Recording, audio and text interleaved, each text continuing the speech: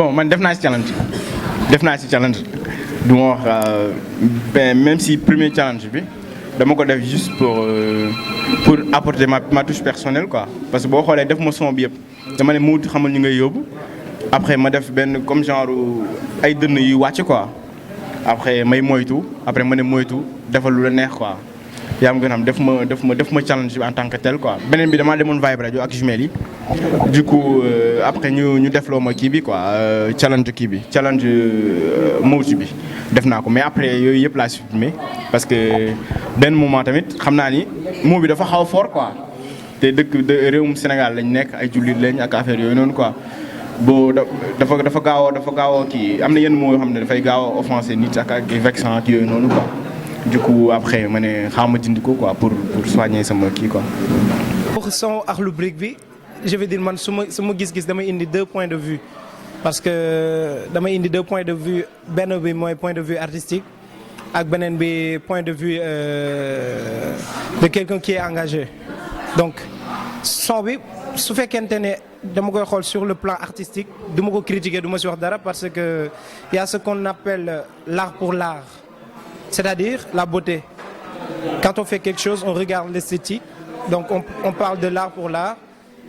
di nga gis comme par exemple avec les courants littéraires avec ku nekk fi nga bokk da ngay gis ñi dañuy bokk ci côté engagé wi ñi dañuy bokk ci côté boo xam ne esthétique rek moo leen intéressé su fekkee damay xool côté boobu je peux dire que ni nit ku nga xamante ne da ngay analyser côté boobu tu peux voir le côté bu nga xamante ne mooy côté esthétique bu son bi am mooy Akhlou Brick seen way bi neex na mooy ñu utiliser ak rime yi nice na plan boobu til du ma ci am lu may critiquer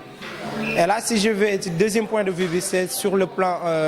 engagé plan de l'engagement c'est-à-dire quand on vit dans une société bu nga xamante ni y a des principes il y a des normes et surtout il y a la religion surtout islamique qui domine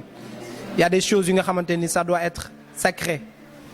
tu vois donc et quand on parle de sacré il y a quelque chose qu'on doit pas toucher c'est quelque chose qu'on doit pas toucher donc tout le temps dañu war di bàyyi xel ne en tant qu'artiste on doit être un mage un éclairé dañu war a wan yoon bi nit ñi te am na yenn thèmes yoo xam ne suñ ko touché rek dañuy jox buntu ñeneen ñi te bu ñu ibbee buntu yooyu noonu ñeneen ñi dañuy gën a mën a dugg te suñu dugg see mën na indi yeneen problème vraiment. son bi man je trouve que son bu neex la sincèrement dafa neex a déglu ak beat bi tout ça je pense que sénégalais dafa man moom perso dama jàpp ne sénégalais dafa mën a yóbbu wax foo xamante ne yeggu fa parce que son bi c'est juste pour le fun et tout ça nekkul ni dañ ko wax pour jox ay ordre Mowti naan ko ñii nga war a yóbbu wala affaire yooyu noonu non pas du tout dañ ko def pour le fun te son bi li ci am son bi 3 minutes la xaw ma 5 minutes mais sénégalais lu mu si jàpp rek mooy que Mowti. dafa jàpp ne son bi dara neex yow. man son bi dafa ma neex parce que. kon yow Mowti ngeen la war a yóbbu. Mowti non nekkul man maay wax Mowti ñu mu war a yóbbu ah mais Akhlou Brick genre waxu ko pour dafa loolu li mu wax noonu dafa ànd ak bitu son bi nañ jàpp loolu rek waaw te neex na ñëpp a ngi koy déglu waaw neex na trop. waaw Mowti xoolal ñi ngay yóbbu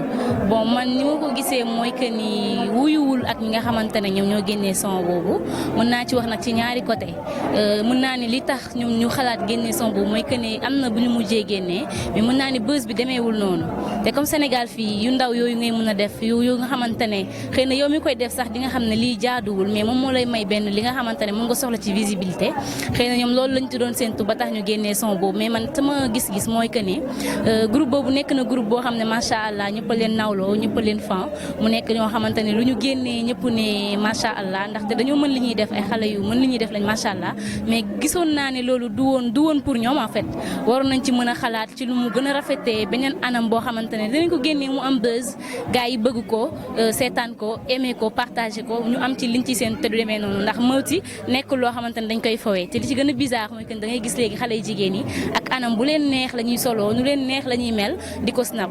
te loolu rafetul man li ma ci gën a métti nag mooy ñi nga xamante ne dañoo làqu dañoo daal di dëddu àdduna dañuy jël seen ay photo di ko collage ak son boobu di ko statut di ko dugal ci Instagram yi TikTok fépp muy dem te nekkul image boo xamante ne lu rafet la vraiment man son boobu moom côté boobu rek laa xamee ne neexuma ci daal vraiment. Akhlou Brick ay rappeurs yu am solo lañu ay xale yoo xam ne nii depuis seen début carrière ñoo ngi doon woy vraiment di sensibiliser mais ci sama xalaat bu gàtt cette fois ci seen son boobu xaw nañu pour man en tant que sénégalais nekk ci dëkk boo xam ne nii plus de 95% ay jullit lañu on peut même dire que à 100% ay croyants lañu bu ñu génnee son boo xam ne di ci wax yooyu man je ne fais que déplorer vraiment ci suñu culture ci suñu aada ñoo ngi leen di ñaan bu ñuy génnee ay son mu doon son yoo xam ne ni vraiment c'est pour sensibiliser c'est pour vraiment orienter la nouvelle génération surtout ci lu baax ci wax lu baax ci def lu baax donc en toute sincérité man je fais que condamner surtout en tant qu'éducateur. Ok loolu moom yëguma ko woon donc ce que je veux dire que ni sur ce plan mooy les gens foofu noonu li leen di metti mooy mooti pourquoi muy yóbbu ñi nga xamante ne dañu baax di bàyyi ñu bon ñi donc waxuma ñële dañu bon mais loolu laa gis loolu laa jàpp donc ñoom foofu noonu je pense que ni waxaluñu Mowti yàlla la ñuy waxal parce que Mowti c'est juste quelque dafa mel ni soldat toujours dañ koy jox ay mission il doit juste respecter lu ñu ko wax donc ce que je dis mooy nit ñi nañu bàyyi di xel ci tout le temps il y a des choses yu nga xamante ni c'est sacré on doit pas les toucher et tout le temps on doit se dire que ni yàlla moo dogal li nañu sant wante tamit ñu waajal seen bopp te xam ne Mowti dina yóbbu wala yàlla dina yóbbu ku baax dina yóbbu ku bon donc c'est ça que je veux dire daal. mais tey soo doon conseil li nga xam ne mooy waa Akhlou Brick su ma leen doon suggérer li ma leen di suggérer mooy tout le temps que ni c'est bien c'est bel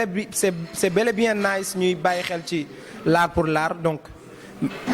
art bu nga xamante ne esthétique moom la ñuy dawal mais l'art pour le progrès social aussi c'est très important mooy engagement di conseiller nit ñi ci lu baax bañ a aborder yenn sujets yi loolu artistes yëpp laa koy wax loolu mooy sama conseil daal en tout cas. Super merci beaucoup. ñu koy snap